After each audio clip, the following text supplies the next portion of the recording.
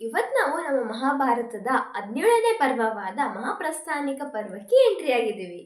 ಅರ್ಜುನ ವ್ಯಾಸರು ಹೇಳಿದ ಮಾತುಗಳನ್ನು ಉಳಿದ ಪಾಂಡವರಿಗೆ ತಿಳಿಸ್ತಾನ? ಮುಂದೇನಾಗುತ್ತೆ? ಶ್ರೀಕೃಷ್ಣನ ನಿರ್ಗಮನದೊಂದಿಗೆ ದ್ವಾಪರ ಯುಗ ಮುಗಿದು ಕಲಿಯುಗ ಭೂಮಿಯನ್ನು ಆವರಿಸಿಕೊಳ್ಳಲು ಸ್ಟಾರ್ಟ್ ಆಗುತ್ತೆ. ಅರ್ಜುನನು ದ್ವಾರಕದಲ್ಲಿ ನಡೆದ ಎಲ್ಲ ವಿಷಯಗಳನ್ನು ಹಸ್ತಿನಾಪುರದಲ್ಲಿ ಎಲ್ಲರಿಗೂ ತಿಳಿಸುತ್ತಾನೆ. ಇದೆಲ್ಲ ಕೇಳಿದ ನಂತರ ಸಂಸಾರ ಮೇಲೆ ಇರೋ ಮೋಹವನ್ನು ಕಳೆದುಕೊಂಡು ಯುಧಿಷ್ಠಿರ ಇನ್ನು ಮುಂದೆ ತಾವು ಭೂಮಿ ಮೇಲೆ ಇರಬಾರದು ಎಂದು ನಿರ್ಧರಿಸುತ್ತಾನೆ. ನಂತರ ಉಳಿದ ಪಾಂಡವರ ಜೊತೆಗೂ ಮಾತನಾಡಿ ಅವರು ತಮ್ಮ ಕೊನೆಯ ಮಹಾಯಾತ್ರೆಯನ್ನು ಪ್ರಾರಂಭಿಸಲು ನಿರ್ಧರಿಸುತ್ತಾನೆ. ಹೌದು, ಪಾಂಡವರೆಲ್ಲ ರಾಜ್ಯವನ್ನು ಬಿಟ್ಟು ಹೋದ್ರೆ ಹಸ್ತಿನಾಪುರದ ಗತಿ ಏನು? ನೆಕ್ಸ್ಟ್ ಯಾರು ರಾಜ ಆಗ್ತಾರೆ? ಧರ್ಮರಾಜನು ಅರ್ಜುನನ ಮೊಮ್ಮಗ ಅಂದ್ರೆ ಅಭಿಮನ್ಯು ಹಾಗೂ ಉತ್ತರೆಯ ಮಗ ಪರೀಕ್ಷಿತನಿಗೆ ಹಸ್ತಿನಾಪುರ ರಾಜನಾಗಿ ಪಟ್ಟಾಭಿಷೇಕ ಮಾಡುತ್ತಾರೆ. ಇನ್ನು ಇತ್ತ ಯದುವಂಶದ ಏಕೈಕ ಕುಡಿಯಾದ ಕೃಷ್ಣನ ಮೊಮ್ಮಗ ಅಂದ್ರೆ ಪ್ರದ್ಯುಮ್ನ ಮಗ ವಜ್ರನಿಗೆ ಮಥುರೆಯ ರಾಜನಾಗಿ ಮಾಡುತ್ತಾರೆ. ಗುರುಕುಲದಲ್ಲಿ ಹಿರಿಯರಾದ ಕೃಪಾಚಾರ್ಯರನ್ನು ಪರೀಕ್ಷಿತನಿಗೆ ಗುರುಗಳನ್ನಾಗಿ ನೇಮಿಸುತ್ತಾರೆ. ಹಾಗೆ ಯುಯುತ್ಸನನ್ನು ರಾಜ್ಯದ ಮೇಲ್ವಿಚಾರಕನಾಗಿ ನೇಮಕ ಮಾಡುತ್ತಾರೆ.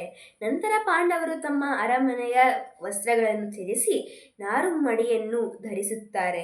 ಹಾಗೆ ತಾವು ಆರಾಧಿಸುತ್ತಿದ್ದ ಗೃಹಗ್ನಿಯನ್ನು ನದಿಯಲ್ಲಿ ವಿಸರ್ಜಿಸುತ್ತಾರೆ. ಹೌದು, ದ್ರೌಪದಿ ಮತ್ತು ಪಾಂಡವರು ಈಗ ಯಾವ ಕಡೆ ಹೋಗ್ತಾರೆ? ಎಲ್ಲಿಗೆ ಹೋಗ್ತಾರೆ? 5 ಜನ ಪಾಂಡವರು ಹಾಗೂ ದ್ರೌಪದಿ ಹಿಮಾಲಯ ಕಡೆಗೆ ಅವರ ಪ್ರಯಾಣವನ್ನು ಶುರು ಮಾಡ್ತಾರೆ. ಹಸ್ತಿನಾಪುರ ಜನರು ಅವರನ್ನು ತುಂಬಾ ದುಃಖದಿಂದ ಕಳಿಸಿಕೊಡುತ್ತಾರೆ. ರಾಜ್ಯದ ಗಡಿ ದಾಟುವಾಗ ಒಂದು ನಾಯಿ ಅವರನ್ನು ಹಿಂಬಾಲಿಸಿ ಪಾಂಡವರ ಹಿಂದೆಯೇ ಹೋಗುತ್ತೆ. ಪಾಂಡವರು ಭೂಮಂಡಲವನ್ನು ಪ್ರದಕ್ಷಿಣೆ ಮಾಡುವಂತೆ ಸಾಗಲು ನಿರ್ಧರಿಸುತ್ತಾರೆ. ಮೊದಲು ಪಾಂಡವರು ಪೂರ್ವ ದಿಕ್ಕಿನ ಕಡೆಗೆ ಸಾಗಿ ಕಡಲ ತೀರವನ್ನು ತಲುಪುತ್ತಾರೆ. ಅಲ್ಲಿಂದ ದಕ್ಷಿಣಕ್ಕೆ, ನಂತರ ಪಶ್ಚಿಮಕ್ಕೆ ತಿರುಗಿ ಕೊನೆಗೆ ಉತ್ತರ ಹಿಮಾಲಯದ ಕಡೆಗೆ ಪ್ರಯಾಣ ಬೆಳೆಸುತ್ತಾರೆ. ಹೌದು, ಅವರ ಪ್ರಯಾಣದಲ್ಲಿ ಯಾವ ಅಡ್ಡಿನೂ ಆಗಲ್ವಾ? ಆರಾಮ ಹೋಗ್ತಾರಾ? ಮುಂದುವರಿಸುತ್ತಾ ಪಾಂಡವರು ಕೆಂಪು ಸಮುದ್ರ ತೀರಕ್ಕೆ ಬಂದಾಗ ಅವರ ದಾರಿಗೆ ಅಡ್ಡಲಾಗಿ ಅಗ್ನಿದೇವನು ಪ್ರತ್ಯಕ್ಷನಾಗುತ್ತಾನೆ.